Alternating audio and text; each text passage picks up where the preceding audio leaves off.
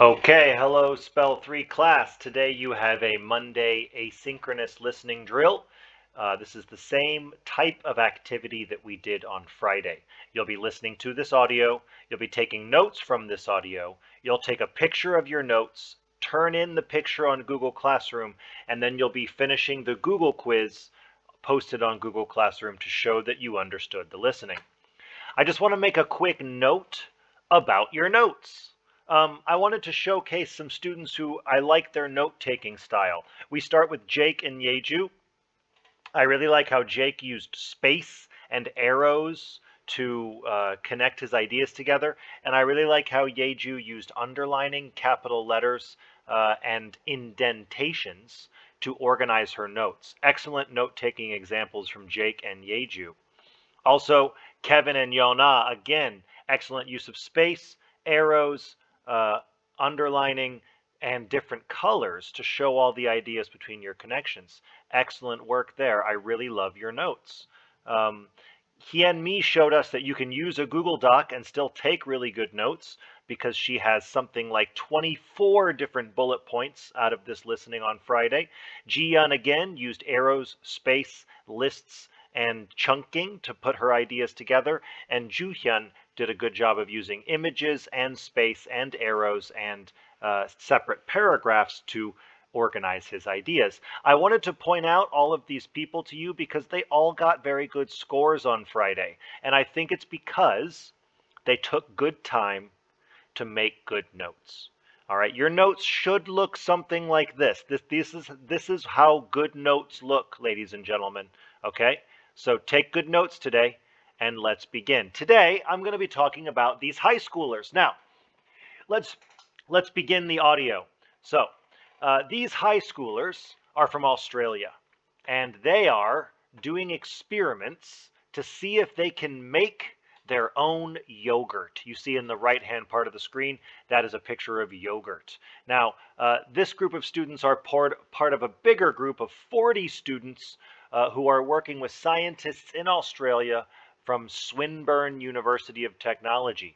That is in Melbourne, Australia. Now, together, they are all studying bacteria that produce yogurt. Now, we know bacteria are these tiny little pink things on the screen. They are tiny little living things with only a single cell, and they live everywhere on Earth. Well, a couple months ago, in December of 2021, a space rocket delivered the bacteria from these students to the International Space Station.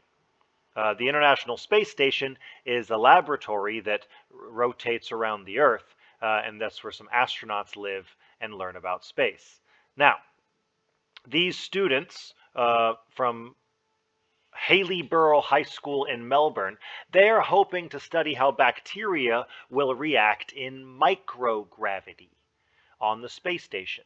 Microgravity is when there's only a fraction of the gravity we experience on Earth. You know, on Earth we experience gravity, it pulls us down to the Earth, but in space it's only a small amount of microgravity.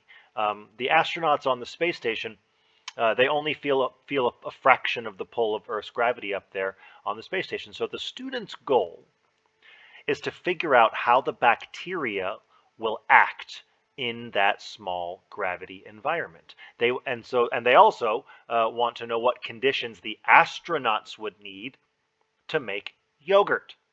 Well, first, before we continue, let's talk about how does bacteria make yogurt. Well, it all starts with the bacteria that live inside milk. That's right, there are bacteria that live inside of milk. Now, that bacteria inside the milk eats all the sugar inside the milk, eats the sugar, and it creates an acid. Now, that acid makes the milk thick and sour. We call this fermentation. Fermentation. Now, these students in the picture, they packed 36 containers with frozen milk and bacteria, and they sent those containers to the International Space Station. And then the astronauts on the space station defrosted the frozen yogurt. Now, the frozen milk. And the astronauts are then going to study these containers to see how the yogurt changes depending on the different types of milk that are used. So some of the students sent soy milk, some of the students sent cow's milk, goat's milk, etc.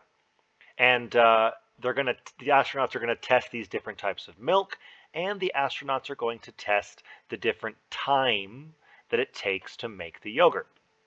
Now, the students' containers are going to go up in space for about 6 weeks. Then they're going to go back to Australia.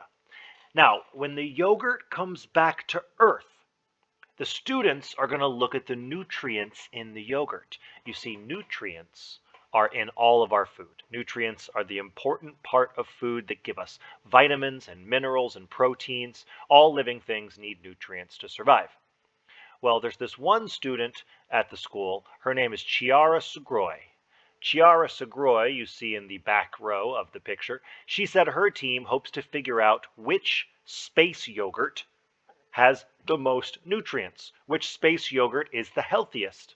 And she says she's very excited to taste the yogurt that was made in space. They're also going to compare the yogurt to some of the yogurt you can buy on Earth in the grocery store.